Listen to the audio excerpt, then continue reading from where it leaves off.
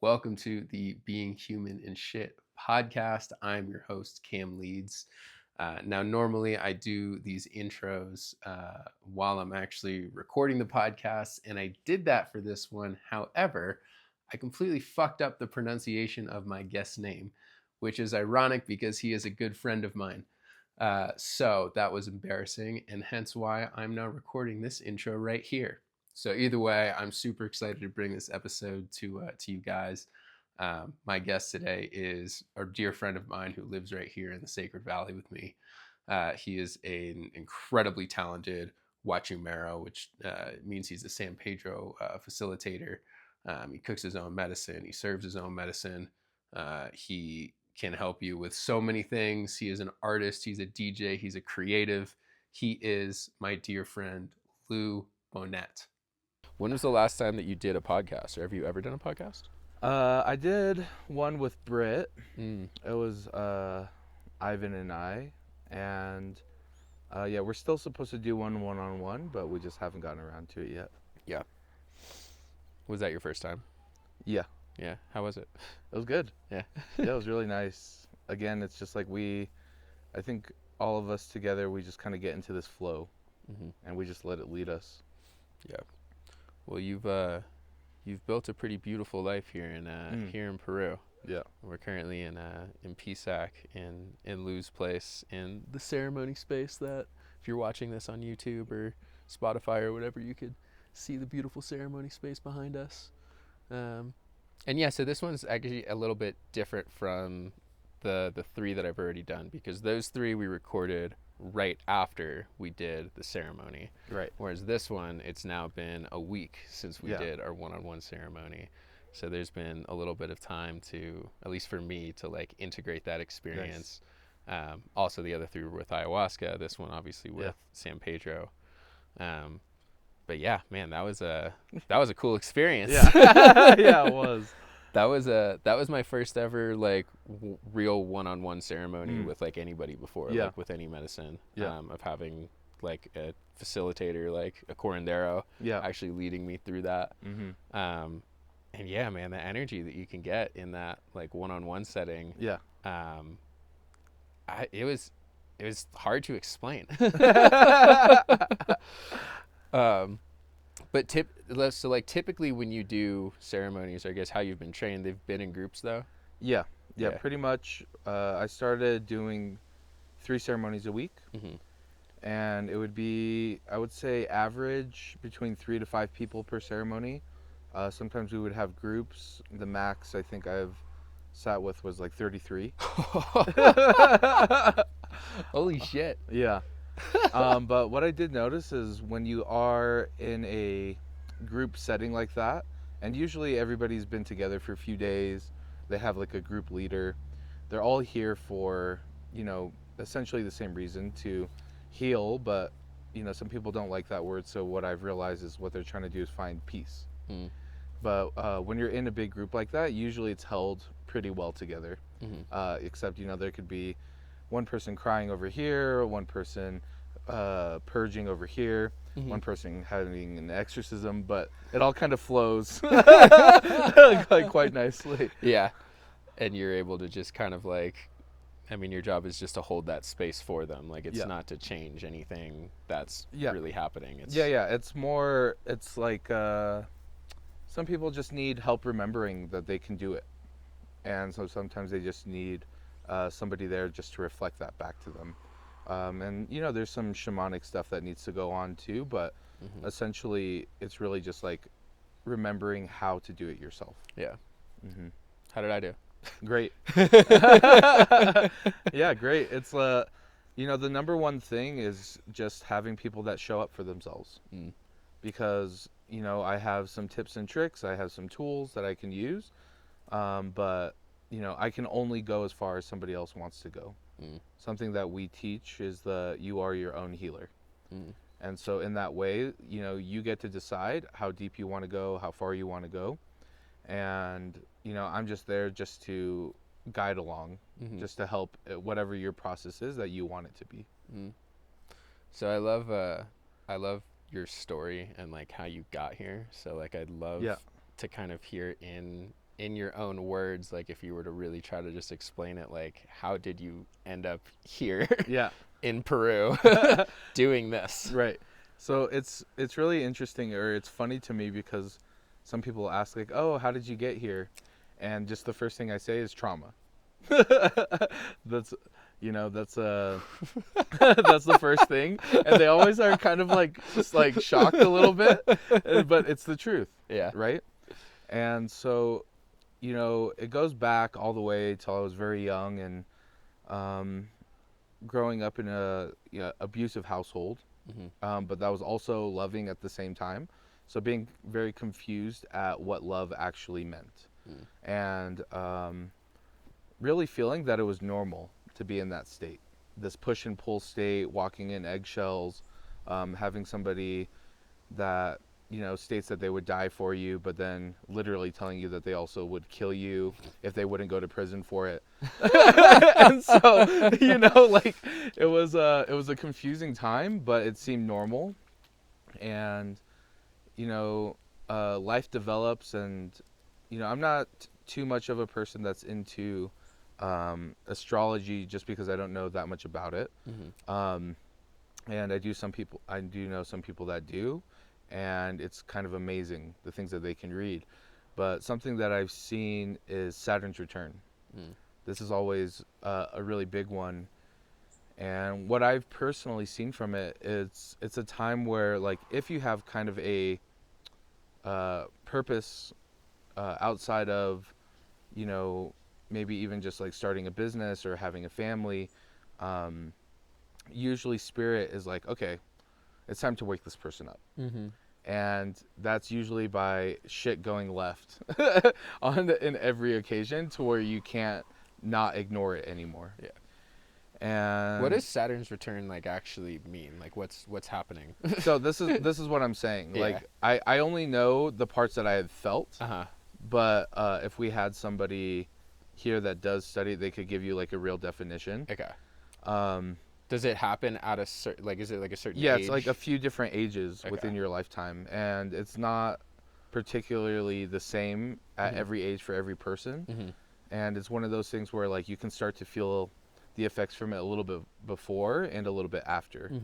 But essentially what I've felt that it means is like, it's time to face why you're here. And it's around that age of 30, which I think is a time where you can have a lot of trauma and maybe like depression, anxiety, whatever it may be, and you coast for a while. And it's always there, but maybe you find partying, maybe you find psychedelics, and you're not exactly sure why you're so deep into those things. But there's this underlying thing that's pushing you there. And the closer you get to that age, then all those traumatic experiences kind of start coming up. I think it's also kind of like the time where a lot of people, maybe that were smoking a lot of cannabis, all of a sudden get anxious. And I think that was also because of the strength of it. But it's one of those things where it's like, oh yeah, like I can just have a good time, watch a movie, have some munchies, and then all of a sudden, like, you're so like looking at yourself in the most harsh way. And like every single thing that I've done, every single thing that I've said or posted, like, you're really looking at yourself in a harsh way. And I've heard this from time and time again from people. And anyway, so I reached that point, and but by the time I got there, I had toured in a band for 8 years, and it was a lot of debauchery, a lot of partying, a lot of numbing. Yeah. But it seemed normal because everybody around you's doing it. And then, the thing that people don't realize is, like, those habits that you pick up, especially if you're touring a lot, you bring them home. And my home was Los Angeles, which is not very different from that space. And so everybody around you is, doing the same thing, and you think it's normal. Yeah, and then I worked for a company. I'm not going to go too much into that, but I was able to, save up for my meditation teacher training. And I found meditation at my first, what they would call darkest night of the soul, is when I left the group that I was in. And I realized I had lost my identity, because from 18 to 26, that's all I did. And so this one day, I was watching a documentary about Yogananda, and something just like sparked inside of me, and I realized that he had a temple or a church down the street Mm-hmm. in Silver Lake. And I was like, okay, I'm gonna go try this out. And my first meditation ever was a 3-hour silent meditation. And I have ADHD, and I never meditated before. And so I'm sitting there. That sounds terrible. Yeah, I'm sitting there for the first 2 hours. And I'm like, what the fuck am I doing? Like, what am I doing? And this voice just kind of like came to me and was just like, just say everything that you're thankful for. Mm. And at the time, gratitude wasn't a part of my vocabulary. Mm. And so I just started, and I said, okay, I'm thankful to have a house. I'm thankful to be able to see, to be able to hear, like literally anything I could imagine. Mm-hmm. And I fell into meditation. Mm. And it was to the point where I felt like I was paralyzed. I was just crying, and they let me stay for an extra 15 minutes because I couldn't move. And then they're like, finally, like, hey, sorry, like, you gotta go. And like, so then I finally like came back, and I had walked there from my home, and it was raining, and so I started to like run home, and I was just laughing and crying, and I was like, whatever that was, like, I need to focus on that. And so I just started reading I was listening to audiobooks at the time, like every Buddhism book I could, especially by Thich Nhat Hanh. I think I'm pronouncing that correctly. And I was meditating like hours, multiple times a day. And Were you still working at the, like, were you still in like the like party scene, rock scene, or anything like that at this time too? Yeah, I was. Okay. But I was starting to focus on it less, mostly because I was broke, Mm-hmm. and then also like felt very broken on the inside. And so this was like my main focus because it was the first time I felt good in so long. Mm-hmm. And yeah, so I took this meditation very seriously, and then I went for my teacher training. And something about teacher training is like, I think there's this idea that like you go through these kind of trainings for anything, and then all of a sudden you're ready. Mm. And really the biggest thing is that it's for you. Mm.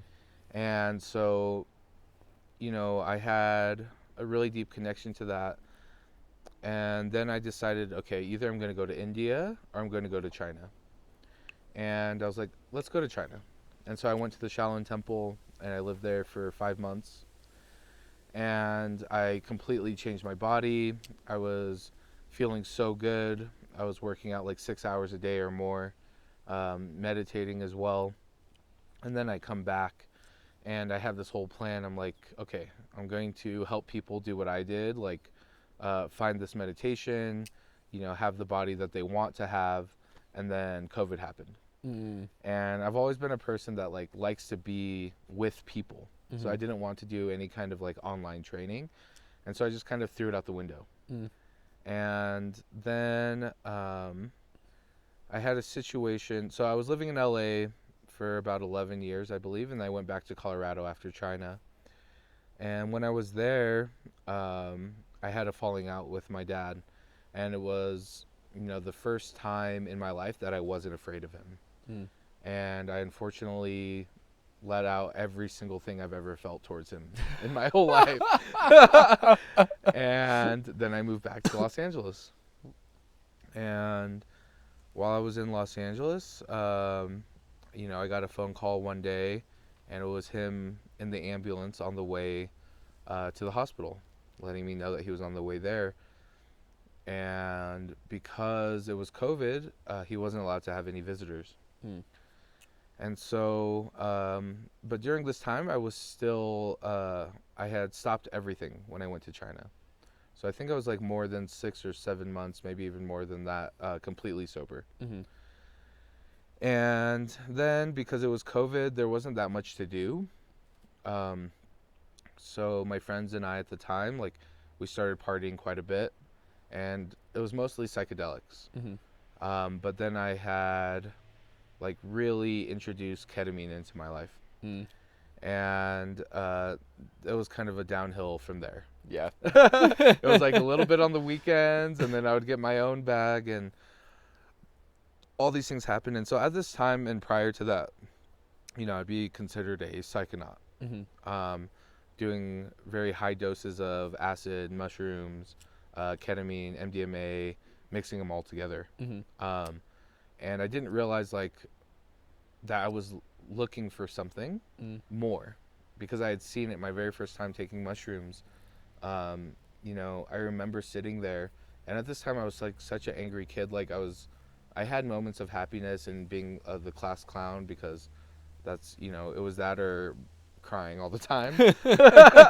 And I remember the first time I took mushrooms, and I was like, oh my God, like this hippie shit is real. Like we really are all connected. And I feel like that opened something in me to see that there was something more, but I didn't know how to find it. And so anyway, so got back into that kind of drug space, and then my father ended up passing away. And it was only when they determined it was his last moments was I allowed to go visit him. And by that time, he was already paralyzed and sedated. And I had broken up with my girlfriend as well. And so it was just like this hectic thing. And, these friends that I had made in Los Angeles that I've known for, around 10 years or more, nobody was really there for me. And so I felt like deep into this space. And and eventually I had to be the one to pull the plug for my dad as well. And so like the last thing I ever said to him was like how terrible of a father he was. Having no support in friendships, breaking up with my girlfriend because I didn't even know how to be with myself. It all just came crashing down. And while I was in China, I had really gotten excited about ayahuasca, but I think it was more from a psychonaut space. It's like, oh wow, like if these things are good, that sounds amazing. I started listening to podcasts, but I just wasn't able to go at the time. And eventually, I had been in a car accident, totaled my car. I was waking up crying, going to sleep crying, doing drugs kind of all day, every day if I had them, and waiting until I could pick up more. And it was like, I'm going to die. Like, I'm going to fucking die if I keep doing this. And, I had talked to the owner of the ayahuasca retreat center, and I was just very honest. I think the most honest I had ever been about what I was going through and what was happening to me and the things that I was doing to myself. And she's like, yeah, well, you're going to have to get off of all that stuff before you can come. And, I had this feeling like I don't want to live, but I also don't want like an insane death in the jungle. So I'm going to stop. It's like I want to die, but not there. Yeah, not like that. And so I took it seriously. And, I really needed it to work. And so I even contacted her and was like, do you know anybody that could help me to prepare for this? And I worked with somebody named Lee that lived in the jungle for 8 years. And we did all these kind of practices of like looking in the mirror and saying like, I love you to yourself, writing letters to ayahuasca before, because checkup calls, all these things, because I was like, I need this to work. Yeah. And I went to the jungle. And, a lot of people's first times when they're sitting, they can have this experience where they feel like nothing is happening. And I was one of them. And we had our integration talk the next day with the group. And when people were talking about things, like I realized like, oh my God, this is the first time I haven't had any thoughts running through my head. And prior to that, it was like anxiety or depression or impending doom. Like you choose, it's like a revolver and it's going to be one of them. And I was like, wow, if this is all I get, I'm good. And then on my third ceremony, I went into a space. I'm not going to go maybe full details right now, unless I should, I don't know. But whatever feels right. But I got to this place where ayahuasca made me feel all the pain that my dad has ever felt in his life. Oof. And it made me feel it in every cell of my body like I was being stabbed by arrows. And it was to show me like how to have true compassion, because he also told me a lot of his story, and it was brutal. It was like even harder than our journey together. And I realized like I can't even believe this guy loved me at all, or Mm-hmm. even was in my life or provided for me. Like I can't even believe that he did that. And I was able to forgive him. And it was like in that moment, I went from this hurt little boy that I was my whole life, um, into I don't want to say man, even though I was of the age of to be a man, but I would say at least like from hurt little boy to just not hurt little boy anymore. Mm-hmm. And I realized like all the damage and the hurt that I caused to myself and everybody else, because I was just in so much pain. I was Mm-hmm. holding on to this shit.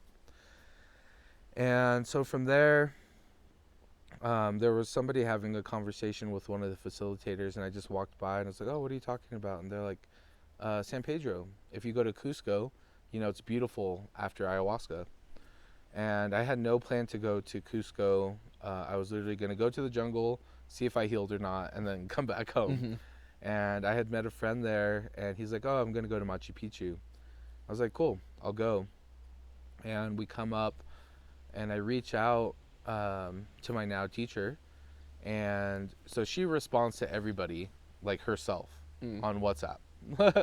And it's crazy, like I have a hard time with just responding to anybody in general. That's wild. Yeah, and she has like hundreds or more people coming every year, and she basically responds to every single person. I was like, "Hey, we would like to come," and she's like, "Yeah, we have ceremony on Wednesday, so come on in."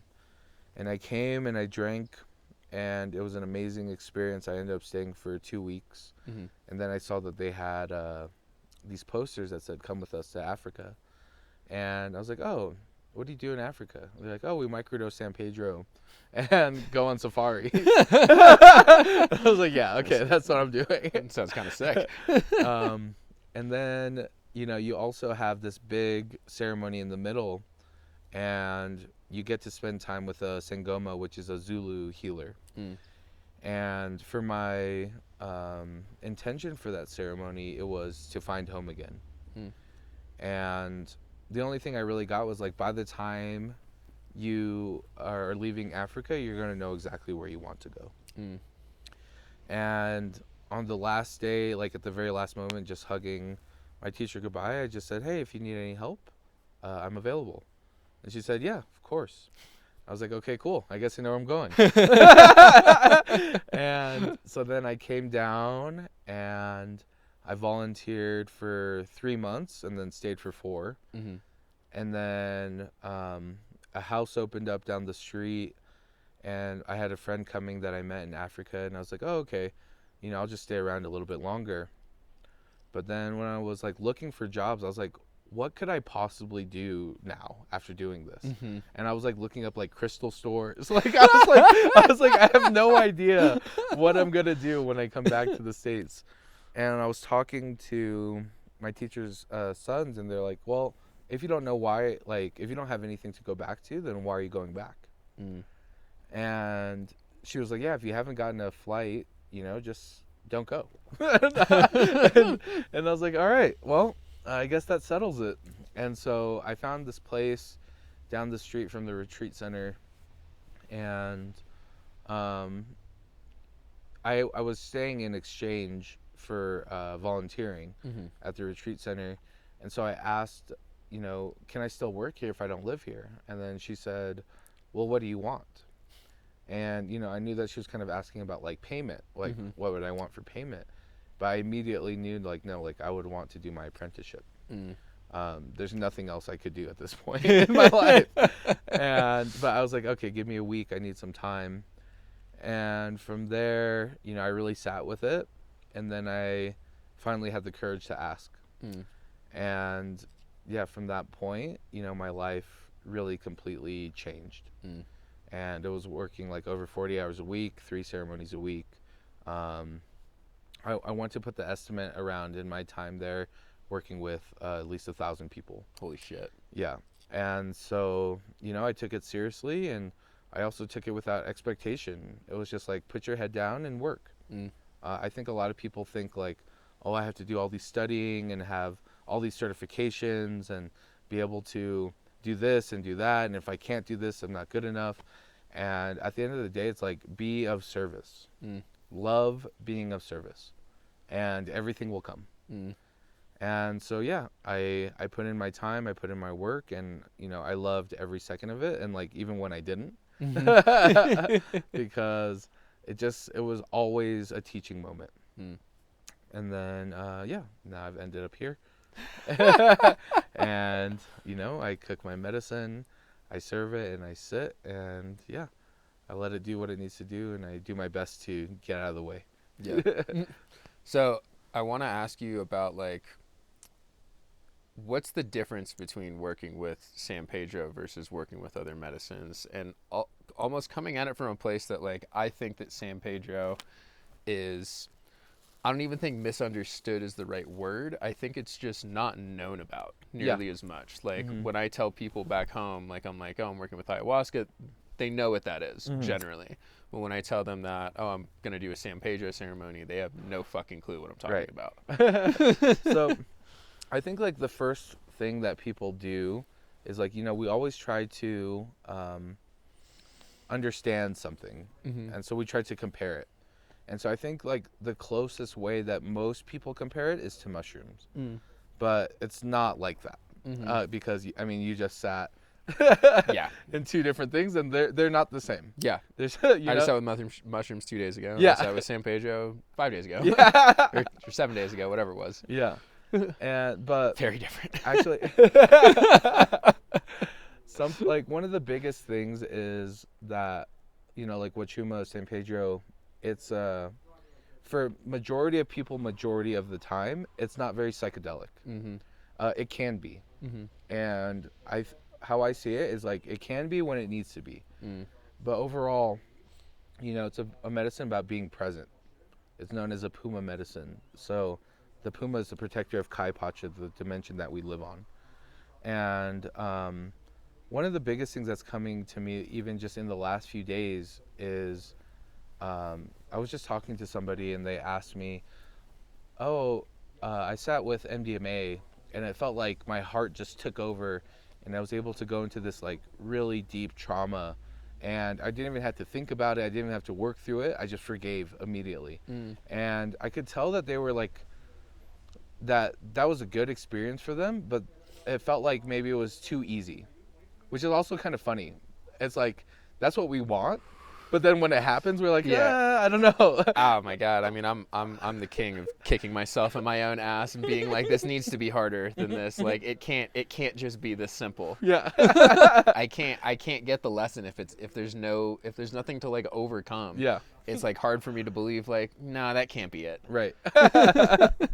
And so like I've seen these kind of moments happen with ayahuasca or like wachuma, but more so what I see is that San Pedro really likes to teach you how to do it. It doesn't want to just heal you. It wants you to teach you like how to heal yourself. Because like there's going to be a point when you're not drinking San Pedro. And it's like, oh, okay, well, last time when I drank San Pedro, it just made me feel better and now I feel great. And what are you going to do when you don't have it? And it's like, I believe, you know, the spirit of the plant would rather teach you how you went through it. So when you're in those moments again, if you are, that you have tools to use. And that's how I like to work as well. I don't like to just come and just clean something off of you and just like shift your energy and make it better. It's like, I'd rather go through it with you and show you that you have the capacity and capability to do it yourself.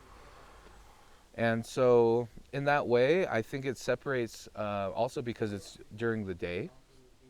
So even when you are going through it, you kind of look around and you see these beautiful trees and plants and bumblebees and hummingbirds, and it kind of helps you to center and ground a little bit. Yeah, I think my favorite thing about it is just really learning how to open your heart. Because people say that all the time. You know? Like, what is it? Quiet the mind. Quiet the mind, open the heart.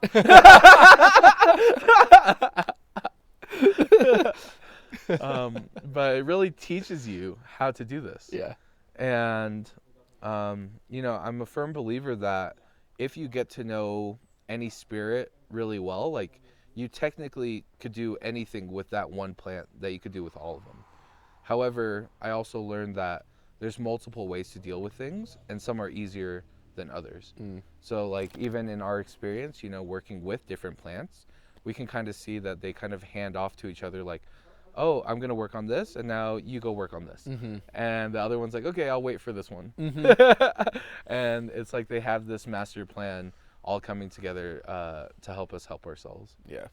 I've noticed for me, honestly, really just in this last mushroom ceremony that I sat in, that like mushrooms are really good for me in just allowing me to just like let out tears, like even just Yeah. for nothing. Mm-hmm. Like mushrooms will always be like, and I was even like asking the mushrooms. I was like crying one time, like just crying so much, and there was like no connection to it or anything. And so like I asked the mushrooms, I'm like, what are these tears for? And they're like, they're just old. They've just been there for a while. Yeah. Like they're just Yeah. stale, and we've already made new ones. So so you need to let these ones Yeah. out, Yeah. so the new ones can be there for when they need it. Yeah. Earlier on with holding ceremony, we would just do it for friends with mushrooms.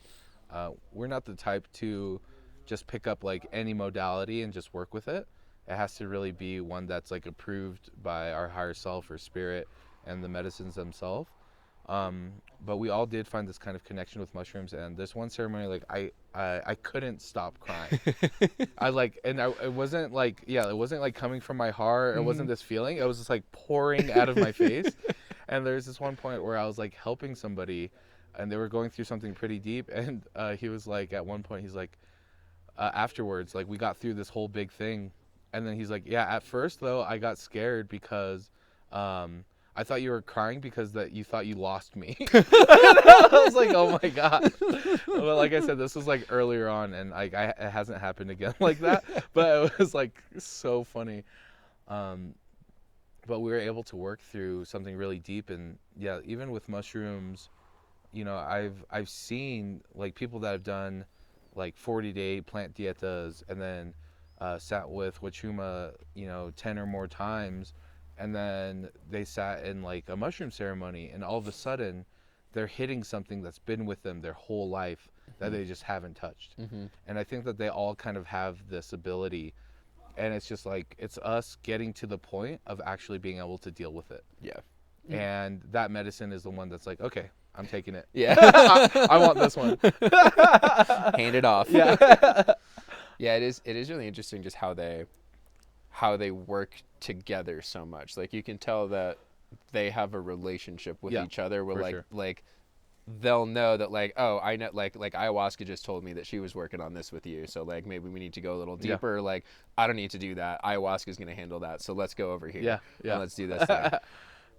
Yeah, there's one ceremony where somebody had asked me like, oh, what is the spirit of wachuma known as, because peyote's the grandfather. And I was like, oh, well, San Pedro is also known as the grandfather. And they're like, how can that be? And I was like, oh, they're like brothers.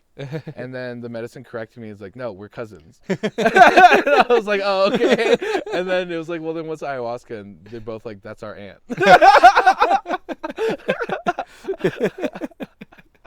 Nice. So, yeah, that was just pretty funny to happen.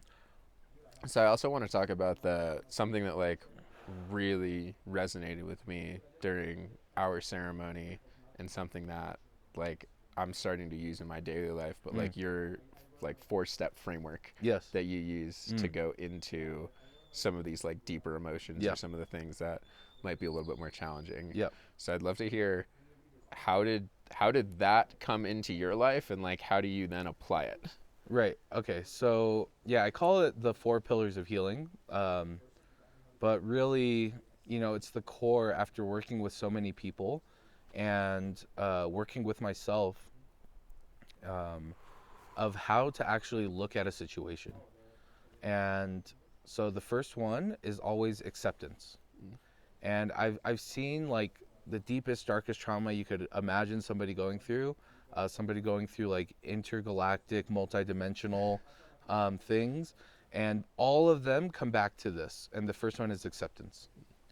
And so when we accept, like Kevin and I have this saying, it's either accept or suffer.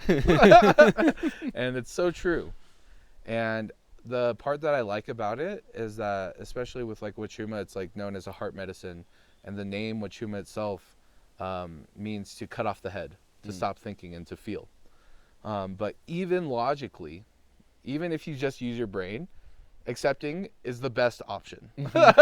Yeah. It's the best option. It's like either I'm going to continue to be in pain, have this hatred, this sorrow, this depression, anxiety, or I'm going to accept. Yeah. And there's really no other way. So it's like accepting what has happened to you in the past, accepting what didn't happen for you in the past, accepting where you are now, where you aren't, and accepting where you're going to be in the future and where you're not. And, it's really finding that. And so for each individual person, that looks different. So the acceptance looks different for everybody. And once you're able to get to that point, then we go to compassion. And what I've landed on compassion resonating the most in meaning to me means to look at something with non-judgment. So really being able to see the situation. Let's say, you were abused by a parent, and it's really seeing like, oh, like they were abused. And this is what they learned, and this is all they know. And so when you're really able to look at that, or let's say like you did something wrong, and you really have to see like, oh, like if I've taken the steps to change and I'm not that person anymore, like I can see that like at that time, that was the best that I could do, even if I was a piece of shit. And it's okay. It was like, I was a piece of shit, but I'm also choosing every day and every, choice that I have now to not do that again. And so then from there you go to forgiveness of yourself, forgiveness of somebody else. And it's not saying like, oh, everything that happened is okay, but it's saying I'm choosing not to hold on to this poison anymore. And really making that choice and realizing like that those things are poison, this hatred, this sadness, and that like you poison those around you and the relationships that you're in and yourself with the choices that you make. And from there we go to choice. Like, what am I going to do with this? Am I really going to make the choice to change and to let this go and live the life that I want to live for the first time without any things being put on me, whether it's by parents, by past relationships with just people in general, friendships, or choices that I've made. Like, now it's all on me. That's scary. Yeah, it's very scary. It's very scary because before you could blame. You could blame, oh, I did this. It's like, yeah, because don't you know the trauma I've been through? Of course I did this. It's okay. Like, Yeah. And for this now going forward, it's like, oh, yeah, that was me. I fucked up. And I'm sorry, and I want to change. Yeah. I know something that we talked about, too, is like it'll be kind of especially hard for people to go through that and be able to forgive, like when there is that like very valid reason. Yes. Like when it Yeah, that's what I call like this trap of being in self-victimhood. Because at one point, or maybe even some people are still in that point, you were the victim of something. Somebody was able to take the power away from you in that case, especially when you're a kid. Or as a culture, as a people, some really devastating things have happened. And that's actually this trap, because when it's valid, then when you speak it out loud, everybody around you's like, oh my God, I'm so sorry that happened to you. And then you're like, yeah, I know. It's really sad. And, you get validated in this victimhood. And you get comfortable with it too. Yeah. And so like, then it becomes this trap. And so in those cases, it's like even more important to really see what you're doing to yourself and being like, yeah, it's like, it is valid. That was fucked up. However, like, I also want to be happy. Something that people, I think, don't often touch on with this work is one of the biggest things is to have joy again. I saw this like Instagram quote, and it was like, oh, we don't do this work to deal with depression, anxiety, and all these things. Like, we know how to do them. Even if we don't know how to do them well, we know how to deal with them enough to get by. But what we're really doing is trying to remember how to receive joy in our life. And the thing is like, if you do not have joy, especially if you want to do this work, whether it's for yourself or for somebody else, eventually you're going to burn out. Mm. And so, it's like, even being a facilitator and serving the medicine, like, what I see one of the core things is like bringing tea and blankets. Mm-hmm. And if you can find joy in that, you can find joy in all of it. Mm-hmm. Yeah. Yeah. And then, so what's step 4 after forgiveness? Choice. Choice. How did that one feel? So that's where I got caught up. Which it's funny because, like, in my mind, like, that's the easiest one. Like, Right. once you get through all that, choice is the easiest one. But, like, I think I fall into this trap of, like, I want it to happen in a certain way. Yes. And I've always done that with everything that I do in my whole life. Is like, we have this idea and this grand plan, and, like, not even necessarily just for, like, dealing with trauma, but in, like, starting a podcast and a YouTube channel.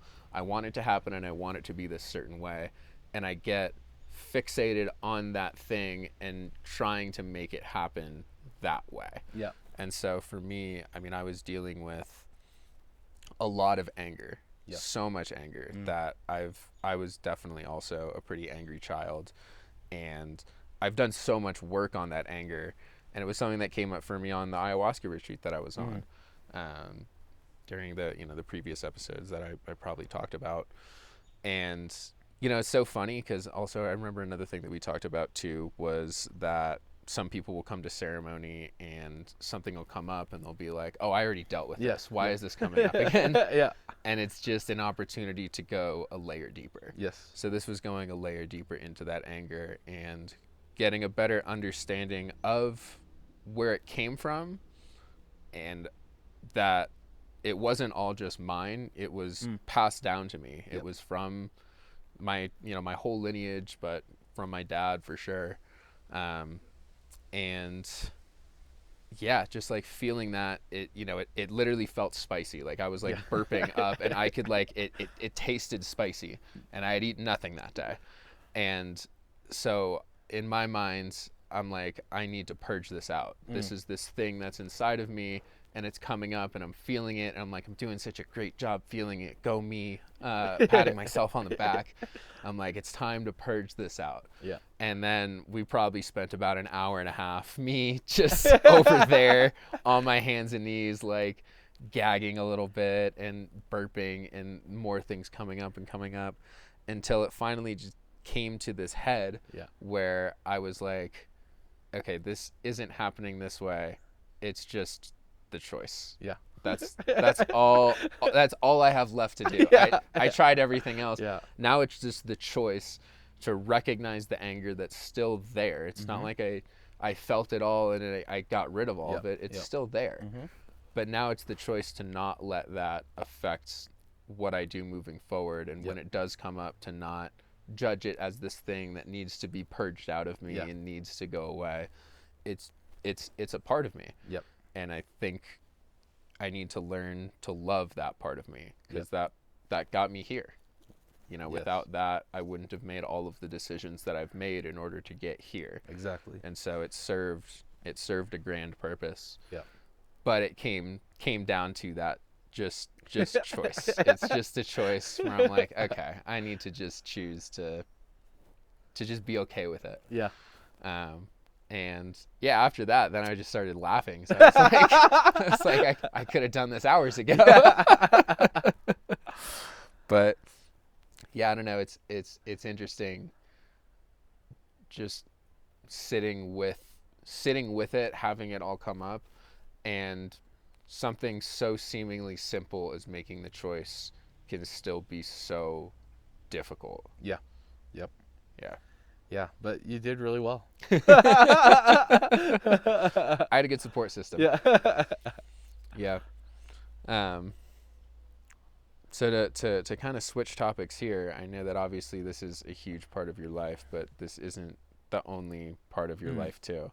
And I think it's a lot of fun talking about these other aspects of the human experience, especially with healers and curanderos Yeah. and people that do things, because I think in the Western mind, if I think of a shaman, Yeah. I'm like, that's their entire job. That's Right. everything that they do. That's their entire life. Yeah. But they're also just people. Yeah. Yeah, you know, and it's interesting because it's like for the apprenticeship that I went to, like it really needed to be my whole life. It needed like I needed to really give up everything into it to really like see like, oh, is this what I'm meant to do? And like, can I be good at this? Mm-hmm. And yeah, then you know, there was like little moments of little things coming in, like playing guitar again, writing again, making music again. But it was always like, oh no, but like I need, and it wasn't even a conscious thing, but it was like, I need to just focus on this. Mm-hmm. And when that ended, then, you know, I was able to kind of open up my space again. It was so interesting because it was like, oh yeah, like now I'm going to have, you know, more time to kind of figure out what I want to do. And then immediately I start working with somebody for 3 months. Mm. And then when that 3 months was coming to an end, I was like, oh, okay, and now I'm going to take a couple months and focus on myself. And then it was like ceremony after ceremony every single week. And I was like, oh, okay, well, you know, that's fine. I actually love doing this.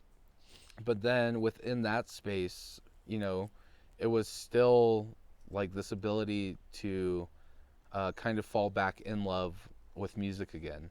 And that started back when I was still at the retreat center, and I actually had started making talking sticks out of ayahuasca. And my creativity came back, and something I realized is that creativity is so like undervalued. Mm. And it's one of the things that two things I believe that we're here for, and one is to create and one is to help others. Mm. And I think sometimes we forget about that creativity. And so that started coming alive again. And I was supposed to head to the States. And so I had agreed to one of our good friends, Ivan. You know, he's running a festival out there. And he asked, like, oh, like, would you want to DJ? And I was like, yeah, let's do it. And like I don't have any kind of equipment. I was listening to all my songs on my iPhone, straight from my iPhone, or on this like 60 Soleil speaker, which is maybe like $15 in the US. And I just like fell back in love and started making this like really beautiful set. And it was like, oh wait, like I could really do this again too.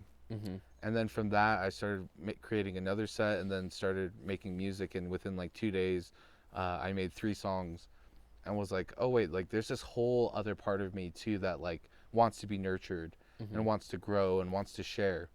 And so yeah, now I'm heading in just a couple weeks to go DJ in Detroit. When was the last time that you DJ'd in front of a crowd? Well, In front of like a big crowd? a big crowd, not since like 2016. Holy shit. Think. Yeah. Oh my God. That's incredible. And What's it like knowing, like feeling into the person that you were when you first fell in love with it, and the things that you were doing then that weren't the healthiest, and being able to now actually come back to that same thing that I almost feel like could be like villainized as like this thing was bad for me at the time, but now you have this whole new perspective and this new way of showing up to it. Like, what does that feel like? Yeah, well, it's like I think I don't know if you've had this feeling, but quite a few people I've talked to, it felt like I was on autopilot for a good portion of my life. Like especially at this point where a lot of things are based on intention and gratitude and being present. Which is like we're not always that, right? I'm still not. Well, yeah, me neither. And it's like something that I think it's good to strive for, but never expect to be fully like whole. But at the time, you know, I was just kind of like really floating in the wind. I'm still floating in the wind, but now like I'm feeling the wind. Yeah. And like and I like where it's going, and I'm seeing and I'm looking at the trees and the plants while I'm floating by. Yeah. You're like allowing the wind to take you. Yeah. Rather than just being in it and not being aware of what the fuck's happening. Yeah, exactly. And so I think that was like the biggest thing is like at the time it was like just being so not present at all. And right now it's like every single song that I hear, like I sit and I listen and I imagine it being played, And even just like on my phone, there's like a program called Record Box, and I use it, and I just walk around while I'm walking and I'm DJing, like just in like preparation for the set, just to be kind of fully immersed and kind of put all this energy into it. And I think, yeah, like now it's also, I have like no expectation of what it's supposed to be or what it's not supposed to be. If like, oh, if I'm supposed to be this big artist, or like, are they gonna like what I'm playing or not? It's like, oh, I have something I want to share, and so I'm gonna share it. Yeah. And it just feels really good, especially because we had that night where I got to, kind of do the practice set, and we had this like little speaker, but that was the first time I ever heard any of these songs with bass. Like ever. Like it was like for me listening to the set for the first time. And it just felt really good, and it felt like really connected to who I am, and me also liking that connection of who I am that I want to share. Yeah. When you think of creativity in the terms of like, we're here to help people, and then we're also here to be creative, like where do you see some people maybe getting caught up on that creativity piece, like thinking it's supposed to be something, or like struggling with it? I think it's comes from when we went from like a kid to an adult. Because like when you're a kid, you just try stuff. And you're not thinking necessarily, at least immediately, like, oh, I need to be really good at this. It's like, oh, I love playing this video game, or I love playing baseball, like whatever it may be. Like I love just doing this, and so you do it more, and so you get better. And I think it's like when we go to this phase of like growing up, it's like, oh, if I'm not good at this, it's wasting my time. And I can see and then you have like all these compare and contrast of people around you or social media. And it's like, oh, well, this person is like so good. I don't think I could ever get there. So what would be the point of me even trying? And, you block yourself from ever even seeing what you're capable of. But even more importantly, just of finding a way to express yourself. And something that you like doing. And so, yeah, we go into this space, and actually, I think that there's kind of a different thing that happens with creativity too, because it doesn't mean like you have to be an artist, or in the way that we think of an artist, like a writer or a musician. But I think that like a lot of people don't like what they do because they don't have the creativity, the space to have creativity to do it how they want to do it. And I think that that is such a big thing. Like, it's like, hey, you're supposed to do this job. And a lot of people maybe just having jobs for working, but something, brought them to that one job. And so something, let's say like a nurse, right? People may choose it for whatever reason. Like they could get a degree in it. They can get certified. They can get like a pretty good paying job. But at the core, something in them wants to help people. But where they get burned out is that the creativity of how to do that gets taken away by the system that they're in. And I think that that's really actually what people hate about what they're doing if they don't like what they're doing. Is like the general system that's around it. Yeah, and like not having any way of like, oh, but I've been doing this for odd amount of years and I found a better way to do it. And then, your boss comes in and is like, no, that's not how we do things here. And then, down the line, they see like, oh, maybe that person was right. Hey, we just changed our protocol and we're actually going to do this. And that's something that you already felt because you're, right on the front line having to deal with it every day. Yeah. And then getting in trouble because you saw that first and they didn't want it to happen that way. Yeah. Do you feel any connection between what you do here in ceremony and also the ways that you get to be creative, like when you're DJing? Like, is there overlap? Yeah, I mean, and it's funny, it's because when I said like you don't have to be an artist, it's like I think also what I meant is like you can be an artist in whatever you do if you treat it that way. And so I look at ceremony as an art. The way I am talking to somebody or the way that I'm not. The way that certain songs need to be played at certain times. Yeah. Even the fruit that I choose, the people that we have, me choosing to kind of want to work one-on-one more than the other way, the way that I cook the medicine, my process of that, the way of cutting, the way of choosing the cactus. It's all an art to me. And like I get to be so open in when I choose. And I was just laughing kind of the other day because at the retreat center, we started, I think, at 10:30, and for me it's like minimum starting at 11. Like, I don't know how well I'm gonna sleep, or if I needed to talk to somebody for 2 hours the night before, or if my little doggy Sammy, he gets sick, like whatever the case may be. It's like I give myself that space. And my last ceremony just a couple days ago, the person was late, and to me it was like, great, now I have more time to clean. I had more time to go to town to get stuff, and it was just like that creativity is just this openness. And it also allows for things to come up in ceremony and have the space to come up however they need to, and not how I expect them to or want them to. And so that's how I see creativity in ceremony. That's beautiful. Yeah. So I think final question here, and it's kind of a broad and big one, but like, what do you think is the biggest thing that you see like in the world right now that people can do, or maybe people like misunderstand, that makes it feel like we're so out of alignment right now? I think one of the biggest things is not giving yourself space. And it comes from not knowing how, and that's not a normal thing. Right?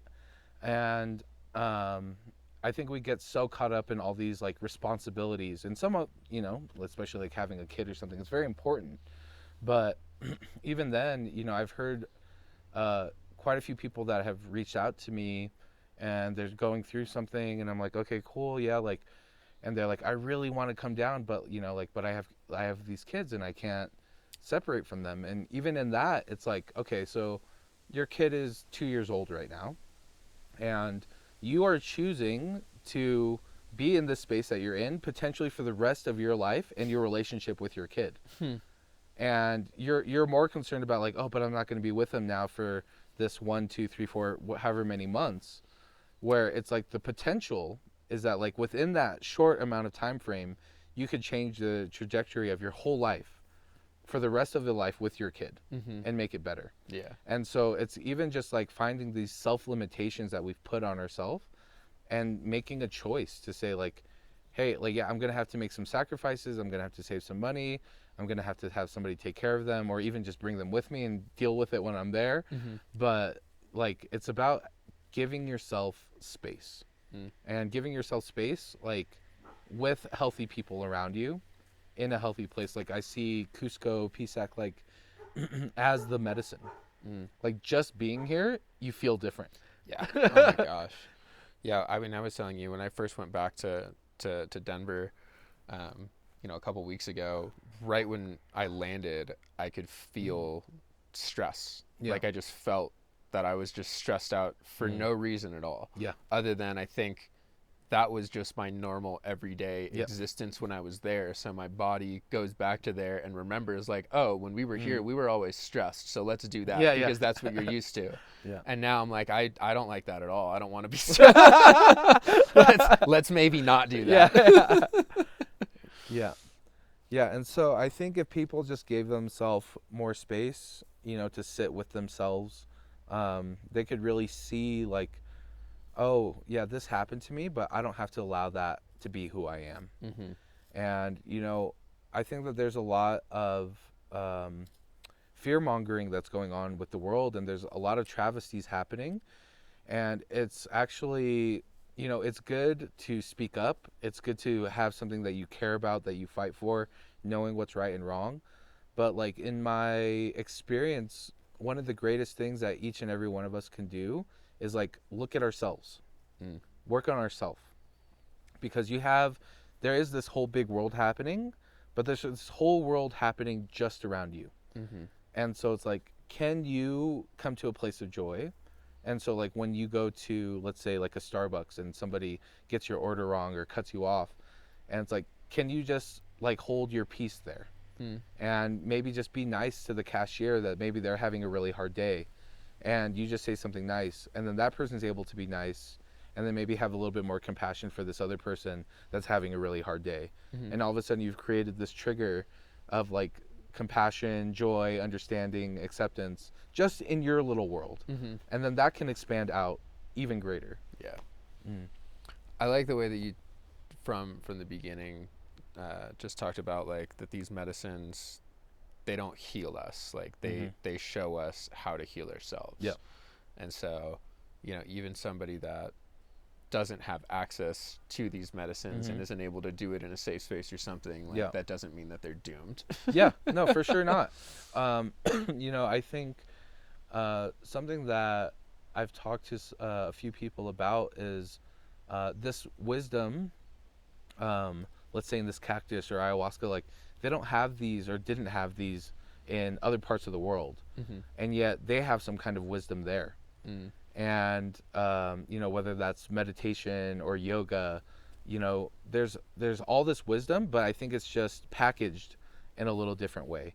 And so even like in the States now or wherever you may be, there's access points to all these modalities, and like with the internet now, like they're even free. Or there's like some people like in your community that are maybe just starting off, and they just want to be able to put it out there. So, I think it's something that most people on this journey have learned is just even how powerful your breath is. Yeah. Right? Just being able to actually breathe for a moment, doing breath work, or just sitting for a little bit with meditation. And even the apps have gotten so good at least like the introduction and showing you. And like I said, like I first found, a little bit of freedom through meditation, and it was like I was meditating for like 2 months straight, like every day. And I remember I was driving and somebody cut me off, and I just like didn't care. I was like, wait, what the fuck? I was like, there's no way. I would be screaming. I'd be like chasing him down before. To cut them off. Yeah. And like just trying to do anything just to show how mad I was. And I like didn't get mad. I was like, wait, what the fuck? Like, when's the last time I got mad? And it was like over a month or almost 2 months before. Wow. And that was like the longest streak up to that point that's ever happened. And so there's so many access points before even coming down here that we, that we can work on. Yeah.